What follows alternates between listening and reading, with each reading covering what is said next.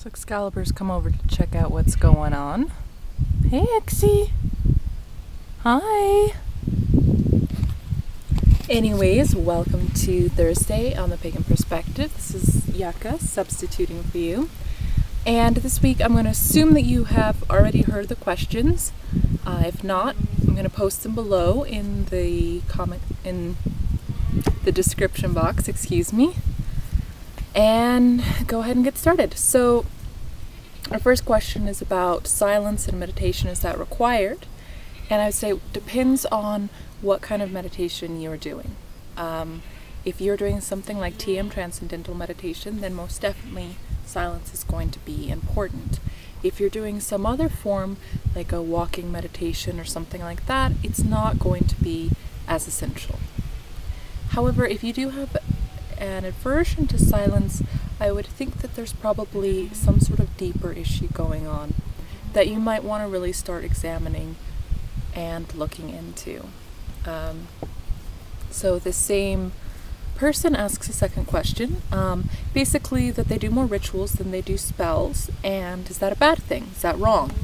The first thing I'd say about that is that one of the wonderful things about many pagan folks and many different pagan practices is that what is bad or wrong is not really a concept that, what's universally bad or universally wrong isn't really a concept that is used. It's really what works for you or what doesn't work for you, and you yourself get to decide what is good and what is bad, or any of those sort of things, or if you even want to believe in those concepts. For me, I think that I treat rituals and spells as the same thing. A spell is a form of ritual, it's a type of ritual. And so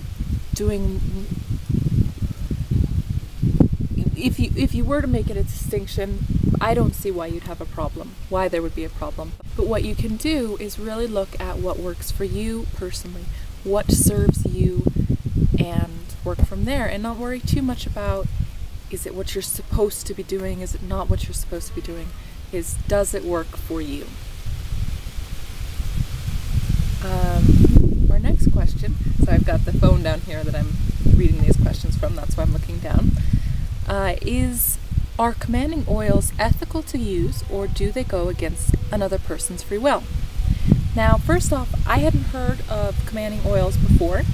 I would assume from the name that it would be an oil that has had the intention placed on it, infused, given to it, to cause someone to feel or to act in a certain way.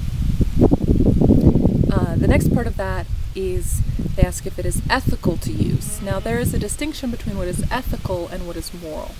And basically, it comes down to ethics or something that a group has decided upon. For instance, the ethics of the medical profession, or general Wiccan ethics, or the ethics of, the Teachers Association or something like that. And then the morals are something which are much more personal. I have my personal morals, but in the ecology profession, there are certain ethics that one abides by, or something like that. Within my personal morals, is that moral? No, unless it is doing something to directly protect yourself or your loved ones against harm. But is it ethical? You're going to have to look at what group you're in. Is this certain groups may have different approaches to this. Personally, it's not something that I would be very comfortable with. The next question is about, should you write in your Book of Shadows every day? Now, I don't personally keep a Book of Shadows, so I can't tell you what I do or do not do for that. I do keep dream journals, and I do keep just sort of general journals, but there's something that I use when I feel the need. But what you should or should not do depends on you and what the purpose of keeping a Book of Shadows is for you.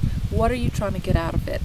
So my suggestion would be to really think about what what would you like to accomplish from the Book of Shadows? What is your goal for it? And what do you need to do to achieve those things? If you are really trying to get in touch with your everyday, how you feel from day to day, and to start to observe larger patterns going on in your life, writing every day might be useful. But if you're looking at sort of recording very special events in your life, or special feelings or sensations you had in rituals, it might not be as important to do it every day, but more important to do it as it seems appropriate. So again, it's another one of those what works for you and figuring that out. Now, our last question is about pregnancy and rituals, and they ask basically, is it dangerous or bad to do ritual while pregnant? And also, is there a possibility, do you think it's a possibility to get a fairy child that way? Now, I have had several pregnancies which I've lost all for various reasons in the first trimester, so I can only speak from the perspective of the first trimester, but I would assume that the later stages are similar, if not more intense, than the first ones. And my general thoughts on that are that whatever you experience as the mother, you are sharing those experiences, all of your experiences, with that little being, with that baby inside of you. So when you eat certain foods, and women in the later parts of their pregnancy can probably tell you this, that the baby responds to those different foods, or what's happening to you on a biochemical level, much of that you're actually sharing with your child.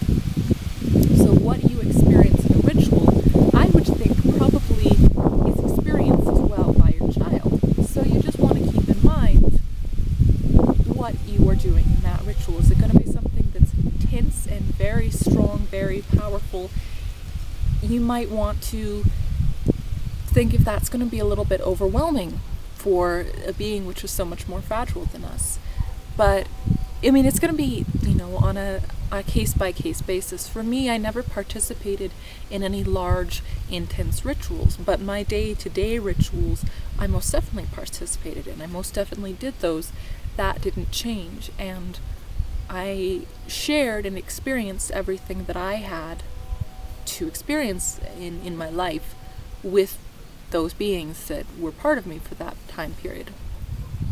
Some of the previous hosts brought up some really good points about being aware of if you're using certain herbs or things like that, to be conscious of whether that might be harmful to your fetus or your baby or whatever you want to call it at that point. But again, it's one of those things that you're going to have to judge on a case-by-case basis, and just remember that you are sharing everything that you're experiencing. Now, in terms of the fairy child, that's not something that's really part of my belief system. It's not really part of how I see the world. I don't think that there's a being that's going to switch, my baby with their baby or anything like that. However, if it was something that was part of your belief system, my thought would be that generally you cast a circle before doing some sort of ritual, and the intention and the point of that circle is to keep in the energy you want and out the energy you don't want. And so wouldn't a fairy come to switch your baby be one of those things that would be kept out of the circle? I mean, just a thought. But basically, most of these questions really come down to, it depends. I mean, really feel it out for yourself and what really works for you. Just take some time to do some self-reflection, journaling, or however you have found to best, really look inside and feel inside. So, hope you guys had a wonderful solstice, and take care.